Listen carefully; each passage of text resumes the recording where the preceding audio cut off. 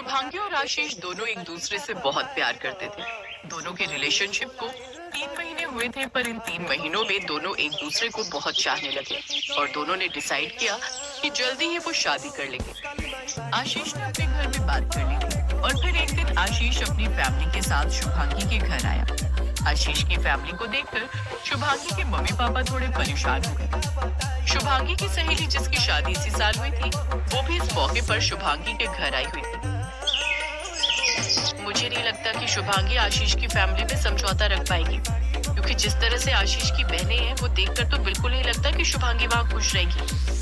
वैसे शुभांगी, तुझे पता था कि आशीष की 6 बहनें हैं? 3 शादीशुदा हैं पर 3 तो कुंवारी हैं और आशीष 6 बहनों का इकलौता भाई है। ज्यादा बात ही नहीं हो पाती थी। हाँ, पिछले दिनों आशीष ने मुझे बताया था कि उसके घर में उसकी मम्मी और बहनें हैं। वो सबसे छोटा है, अपनी बहनों का लाडला है। अब क्या करूं, मैंने ये सोचकर प्यार थोड़ी किया था कि उसकी बहनें भाई हैं या नहीं। मुझे तो आशीष के नेचर से प्यार हुआ था, उसकी सादगी से प्यार हुआ था। ये सब बातें तो बाद में सामने आती है ना। वो बात तो ठीक है, पर तू मुझे देख, मेरी 2 नंदे हैं और दोनों इतनी तेज है, हर समय आई रहती है। मेरी सासू माँ के इतने कान भरती है। तू तो जानती है मेरी अक्सर लड़ाई होती रहती है अपनी नंदों से, पर क्या करूं, मेरी तो शादी हो गई है, मुझे तो निभाना ही है। पर तेरे पास अभी भी समय है, तू तो ये शादी रोक सकती है। शादी के बाद पछताने से अच्छा है कि पहले ही संभल जाओ, पहले ही दूर हो जाओ। पता नहीं, मुझे भी घबराहट हो रही है। शादी होकर जाएगी, नंदों से भरा हुआ ससुराल होगा, सारा दिन रसोई में चूल्हा चौका ही करती रह जाएगी तू।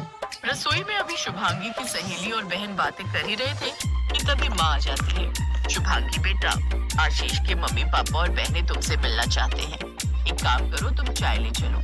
क्या हुआ, तेरा चेहरा क्यों उतरा हुआ है? माँ, आशीष की बहनें तो देखो, 1 तो नहीं, पूरी 6 बहनें। मैं तो कहती हूँ कोई बहाना कर दो, शुभांगी परेशान हो जाएगी शादी के बाद। अभी इन सब बातों के बारे में बाद में बात करेंगे, अभी पहले शुभांगी को मेहमानों से मिलने तो दो। शुभांगी बेटा, तुम्हारा जो दिल कहता है तुम वही करना, ठीक है? चलो, तुम चाय लेकर चलो, मैं दीपा और रंजनी के हाथ नाश्ते की ट्रे भिजवाती हूँ। शुभांगी के मन में शादी को लेकर कई सवाल उठने लगे थे। जो खुशी उसके चेहरे पर सुबह थी, वो अब दिखाई नहीं दे रही थी। आशीष के परिवार वाले शादी के लिए हाँ करके चले गए। उन्हें शुभांगी बहुत पसंद आई थी, पर रात के समय जब आशीष शुभांगी को मोबाइल फोन पर कॉल करता है तो शुभांगी उसका फोन नहीं उठाती। आशीष शुभांगी को मैसेज कर रहा था, पर शुभांगी किसी भी मैसेज का जवाब नहीं दे रही। मैं क्या करूं, मुझे कुछ समझ नहीं आ रहा। आशीष मुझे लगातार फोन कर रहा है, मैसेज कर रहा है, पर मैं उसे क्या कहूँ, कैसे कहूँ, ये समझ नहीं आ रहा, पर मुझे बात तो करनी ही होगी। शुभांगी आशीष को फोन मिलाती है और उसे अपने दिल की बात कहती है। हेलो, क्या हुआ शुभांगी? मैं कितनी देर से तुम्हें फोन मिला रहा हूँ और तुम मेरा फोन भी नहीं उठा रही हो और न ही किसी मैसेज का जवाब दे रही हो। अब सब ठीक तो है ना? हमारे आने के बाद कोई बात तो नहीं हुई ना? मैं ठीक हूँ आशीष, यहाँ पर भी ऐसी कोई बात नहीं हुई है। बस मुझे तुमसे कुछ बात करनी है। क्या तुम मुझे कल मॉर्निंग में रेस्टोरेंट पर मिल सकते हो? अब ठीक है, हम कल मिलते हैं। आशीष और शुभांगी अगले दिन एक रेस्टोरेंट में मिलते हैं। आशीष, मैं तुम्हें बहुत प्यार करती हूँ और मैं शादी तुमसे ही करना चाहती हूँ, पर मुझे शादी के बाद अलग रहना है। मेरा मतलब है, मैं इतने बड़े परिवार में नहीं रह सकती। तुम्हारी इतनी सारी बहनों के बीच मुझसे नहीं रहा जाएगा। मेरे मन में बहुत घबराहट है और अगर तुम अलग नहीं रह सकते तो तुम मुझे भूल जाओ, मैं तुमसे शादी नहीं कर पाऊंगी। तुम ये कैसी बातें कर रही हो शुभांगी?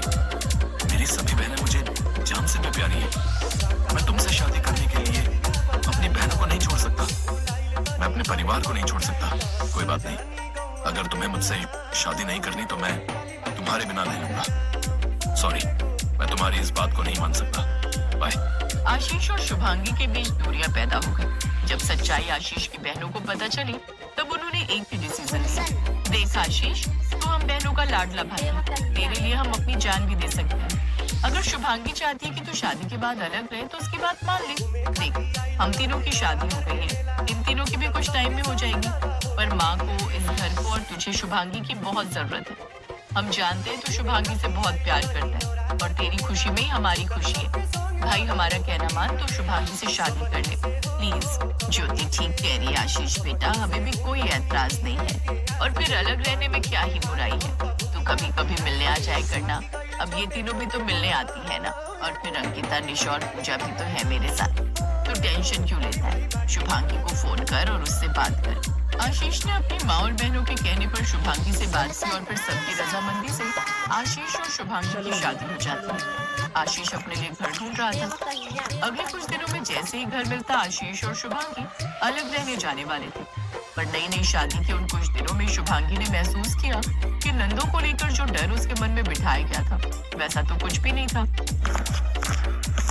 शुभांगी, वो मैं और बाकी सबने मिलकर तुम्हारे और आशीष के लिए हनीमून पैकेज बुक किया है। हम सबका मन है कि तुम और आशीष आउट ऑफ इंडिया घूमने जाओ और जगह भी तुम्हारी पसंद की है।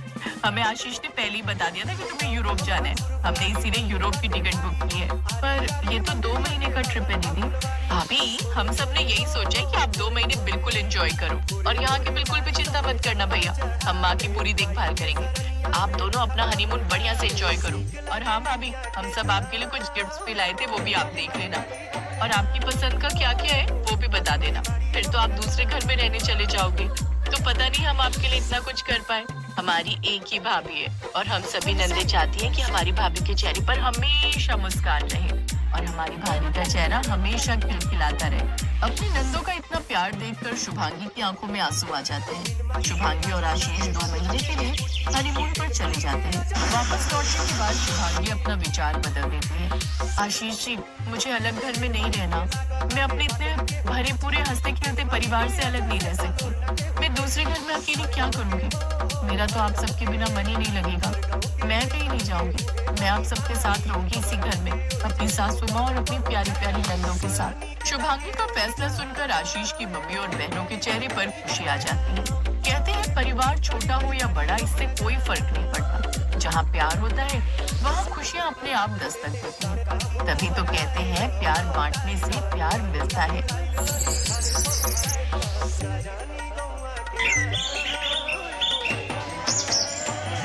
2 दिन बाद सोनिया की शादी थी, पर वो अपनी शादी को लेकर बहुत घबराई हुई थी।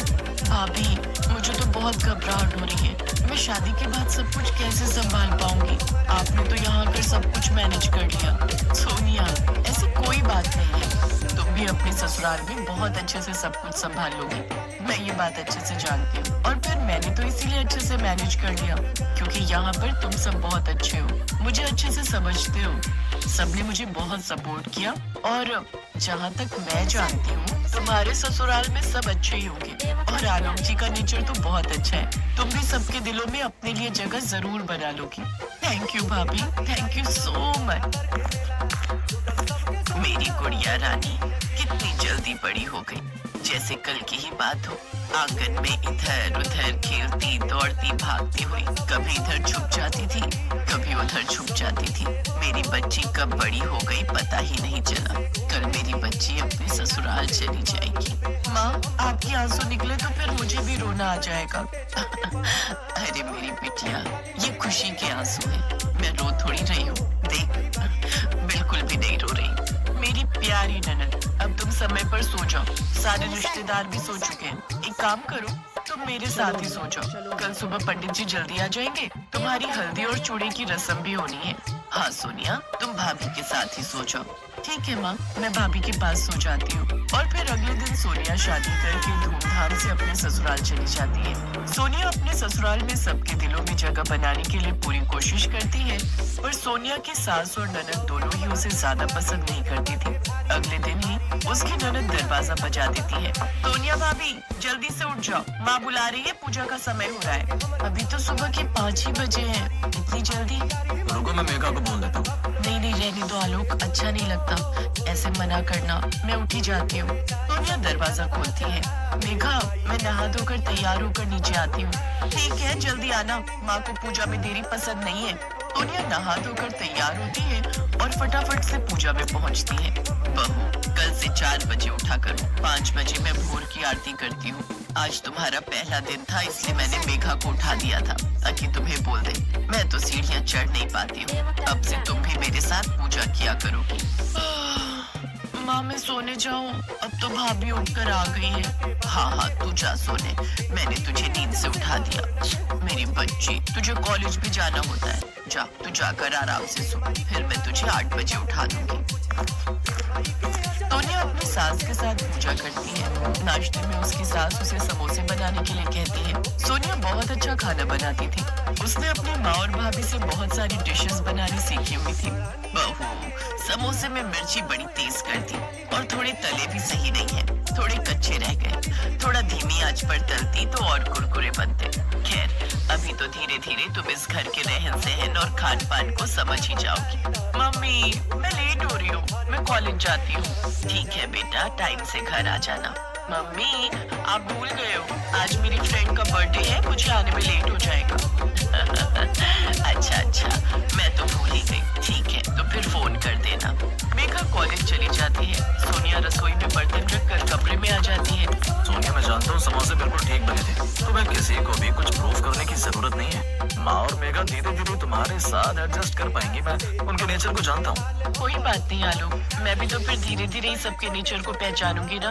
पर मैं पूरी कोशिश करूंगी कि मैं धीरे धीरे सबको समझने लगूं और सब मुझे समझने लगे। पर सोनिया जितनी भी कोशिश कर रही थी, उस कोशिश का उसकी सास और ननद पर कोई असर नहीं हुआ। सोनिया की शादी को 1 महीना हो गया था। वो जब भी आलोक को घूमने के लिए कहती, तो उसकी सास कोई न कोई बहाना करके उनके हनीमून को टाल रही थी। सोनिया ने इस बात को भी दिल से नहीं लगाया। वो फिर भी सबकी इज्जत करती, सबकी देखभाल करती, सबका पूरा ख्याल रखती। जो भी गुण अच्छी बहू में होने चाहिए, वो सब सोनिया में पूरी तरह से थे। वो अपने आप को एक अच्छी बहू साबित करने की कोशिश में लगी हुई थी। पर एक दिन तो हद ही हो गई। सोनिया पड़ोस में रहने वाले एक लड़के से बातें कर रही थी। बातों ही बातों में सोनिया थोड़ी हंस पड़ी। कॉलेज से आते हुए उसकी ननद मेघा ने उसे एक लड़के से बात करते हुए देख लिया और जाकर सीधा ये बात अपनी माँ को बता दी। माँ, लगता है भाभी में बिल्कुल भी तमीज नहीं है। पड़ोस में रहने वाला वो रघु है ना, उससे हंस हंस के बातें कर रही थी। तुम जानती हो ना रघु कैसे स्वभाव का है, पूरे मोहल्ले का बिगड़ा हुआ लड़का है। क्या बहू रघु से बात कर रही थी? अब भी इसकी खबर लेती हूँ। सोनिया अब तक अपनी ननद की सारी बात सुन चुकी थी। अब सोनिया की सहनशीलता भी जवाब दे रही थी।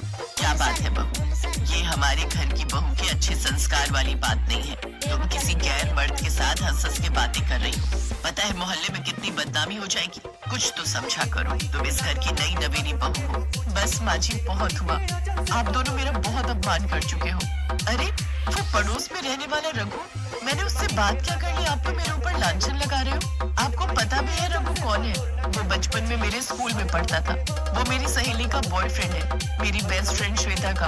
वो तो हम बचपन की किसी बात पर हंस पड़े थे। खैर, मैं आप दोनों को सफाई क्यों दे रही हूँ, मुझे यहाँ रहना ही नहीं है। मैं अपनी मम्मी के घर जा रही हूँ। आलोक आए तो आप उसे बता देना। सोनिया गुस्से में अपना पर्स उठाती है और अपनी मम्मी के घर आ जाती है। उसकी सास और ननद घबरा गए थे, क्योंकि आलोक के आने के बाद वो क्या ही जवाब देते कि उन्होंने ऐसी क्या गलती की जिसकी वजह से सोनिया घर छोड़कर चली गई। उधर सोनिया भी रोते हुए अपनी माँ और भाभी को सारी बात बताती है। भाभी, मैंने उस घर में आपकी तरह जगह बनाने की बहुत कोशिश की, पर नहीं। माँ जी और मेघा, उन दोनों ने मेरा अपमान किया, मेरे चरित्र पर उंगली उठाई। क्या आपको लगता है कि मुझे उस घर में रहना चाहिए, वापस जाना चाहिए? सोनिया, रो मत मेरी प्यारी ननद, मैं आलोक जी से बात करूंगी।